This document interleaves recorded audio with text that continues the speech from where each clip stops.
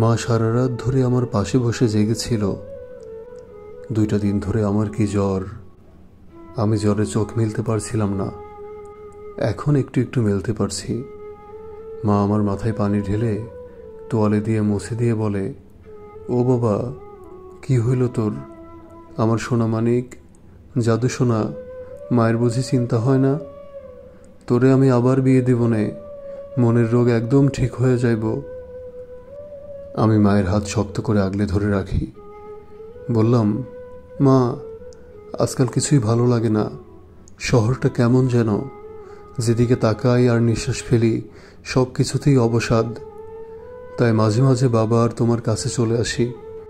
ভালো করি না? তোমাদের কাছে যতদিন থাকি ততদিন শান্তি লাগে। এই যে এখন আগলে ধরে রাখছি, মনে হচ্ছে বুকের মাঝ থেকে একটা বড় পাথর নাই হয়ে গেছে। মা আমার চোখের পাতায় 2টা চুমু খায় আর বলে, আল্লাহ, আমার ছেলেটার সব জ্বর আমারে দিয়া দাও গো। ও বাবা, এত কষ্ট কেন তোর বুকের মাঝে? কষ্ট পালন ভালো না আব্বু? বুকের মাঝে থেকে এইগুলো ঝাইরা ফেলে দিতে হয়, তুই জানিস নে? আমি কিছু বলি না। বুবু আত্মহত্যা করার পর থেকে মা আমাকে নিয়ে বেশি বেশি চিন্তা করে, একা করতো না। তারপরেই আমি কেমন করে বড় হয়ে পড়ালেখার জন্য শহরে চলে গেলাম। তারপর চাকরি নেওয়ার আগে গ্রামে এসে বিয়ে করেছিলাম দিবাকে। জীবনে এত কিছু ঘটে যাবে কে জানতো। সন্ধ্যা নাগাদ মোনা আমাকে ফোন করে বলল, আপনি আমাকে সেদিন এমন করে কেন বললেন? অপেক্ষা বিষয়টা নিয়ে আপনি কতটুকু বোঝেন? আমি বাড়ির উঠোনে বসে 2টা কাশি দিয়ে বললাম, আমাদের এখানে সন্ধ্যার পর থেকেই ঘুটঘুটে অন্ধকার হয়ে যায়। আর ঢাকার শহরটা আলোর শহর, তাই না? কয়েকদিন ধরে আমি অসুস্থ ছিলাম, এখন ভালো আছি। উঠোনে বসে সন্ধ্যার আকাশ দেখি। সেদিন কথাটা বলে আমি কষ্ট দিয়েছি, তাই তো? আপনারও কি আমার মতো কষ্ট আছে? মা প্রায় বলে, কষ্ট নিজের কাছে রাখতে নেই। আচ্ছা বলুন তো, কে চাই কষ্ট নিজের কাছে রাখতে? কিন্তু কষ্টটা তো মানুষের মনে বাস করে, এটাই তো তাদের থাকার স্থান। ওখানে না থাকলে তারা কোথায় থাকবে? মা এটা বোঝে না, বুঝলেন? আমার মা একটু বোকা আছে। মোনা কিছুক্ষণ চুপ করে থাকলো, তারপর একটা দীর্ঘশ্বাস নিয়ে বলল, আপনি এমন করে কথা বলা কোথায় শিখেছেন? আমি ভাবছিলাম ফোন করে আপনাকে কিছুক্ষণ ঝাড়ব, আমাকে সেদিন মন খারাপ করিয়ে দেওয়ার জন্য। কিন্তু তা আর হলো কই? এমন করে কথা বলে আমাকে ইমোশনাল করে ফেলেছেন। এমন আবেগ দিয়ে আর কথা বলবেন না, বুকের মাঝে অনেক লাগে। আমি মোনাকে বললাম, কেমন একটা ঝড় আমার মনের মধ্যে বইছে। আপনাকে তো সবই বলা হয়েছে পরিচয় হওয়ার পর, কিন্তু আপনার মনের মাঝের ঝড়ের কথা তো কখনো বলেননি। সেদিন যখন রুমের ভেতরে চলে গেলেন, তখনই আমি বুঝতে পেরেছিলাম এত ঝড় নিয়ে হাসি খুশি থাকেন কি করে। আমি তো পারি না, একটু হলেই ফ্যাস ফ্যাস করে কেঁদে দেই। আমি জানি ছেলেদের কান্না করা ভালো না, কিন্তু নিজের চোখে তো বোঝাতে পারি না। হারামজাদা চোখ 2টা খালি পানি ঝরাতে আনন্দ পাই। মোনা আরও একটু সময় নিয়ে তারপর বলল, লোভ কতটা বিধ্বস্ত করে দেয় আমি বুঝতাম না। আমার মনে লোভ হয়েছিল, ভালোবাসার লোভ। অর্ককে আমি খুব চাইতাম। আসলে আমি অন্যরকম হয়ে গিয়েছিলাম। আচ্ছা, মেয়ে বলেই কি এমন চাওয়াটা মনে তৈরি হতে পারে না? জানেন, আমাদের পরিচয়টা অনেক পুরনো, কলেজের শুরু থেকে। আমি দেখতে তেমন একটা সুন্দর না, তার উপর আমার ভেতরে সবসময় একটা বিষয় কাজ করত, কে আমি, আমার আসল পরিচয়টা কি। আমি খুব চাইতাম কারো কবিতা হতে, কেউ আমার জন্য কবিতা লিখুক। কিন্তু কি অদ্ভুত, এমন কোনো কিছুই অর্কের মাঝে ছিল না। ও শুধু মানুষকে হাসাতো।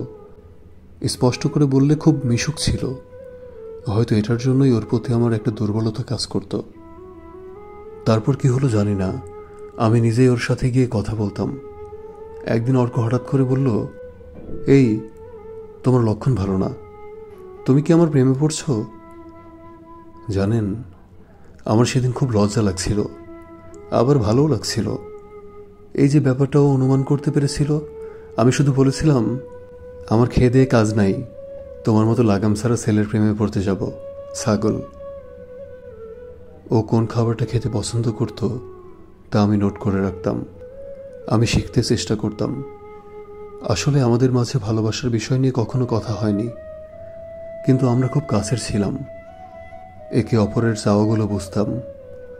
ওর জন্য অপেক্ষা করতাম, কখন ছুটির পর একটু কথা বলতে পারবো, একসাথে হেঁটে যেতে পারবো। কিন্তু আমার ভয় লাগতো অন্য কিছুতে। বিশ্বাস করেন, আমার ভিতরে ওর জন্য এত অনুভূতি হতো, এটা আমি নিজেও প্রথমে বুঝতাম না। তারপর এক বৃষ্টিস্নাত সন্ধ্যায় আমাদের বাড়ির সামনে এসে আমাকে ফোন করে বলল, তোমাকে ভেজাতে আসছি, তোমার ভেজা চোখগুলোই ছুঁয়ে দিতে আসছি। আমি খুব বিরক্ত হয়ে বলেছিলাম, বেশরম, 2টা বছর ধরে তোমার সাথে আছি, ভালোবাসার কথা বলতে পারো না আর আমাকে ভেজাতে আসছো। সেদিন ওর সাথে আমি খুব ভিজেছিলাম। এই শহর দেখেছিল, সন্ধ্যার আকাশটা দেখেছিল। এই সন্ধ্যার আকাশকে সাক্ষী রেখে আমি আমার কথা বলেছিলাম। আমি কে, আমার কি পরিচয়। জানেন, এরপর কি যেন একটা হলো।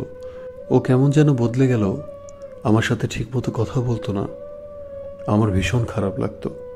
আমি কান্না করতাম।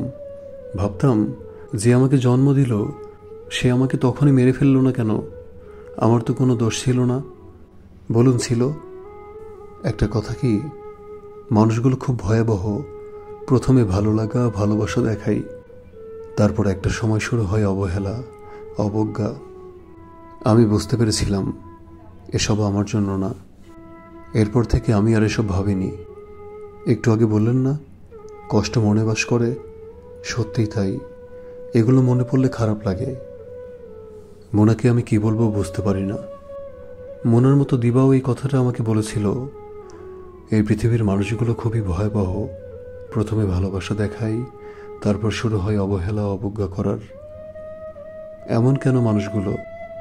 আমার হঠাৎ করে খারাপ লাগা শুরু হলো। আমি মোনাকে বললাম, পরে কথা বলি। হ্যাঁ। আমি লাইনটা কেটে দেই। মাথাটা কেমন যেন ঝিমঝিম করছে।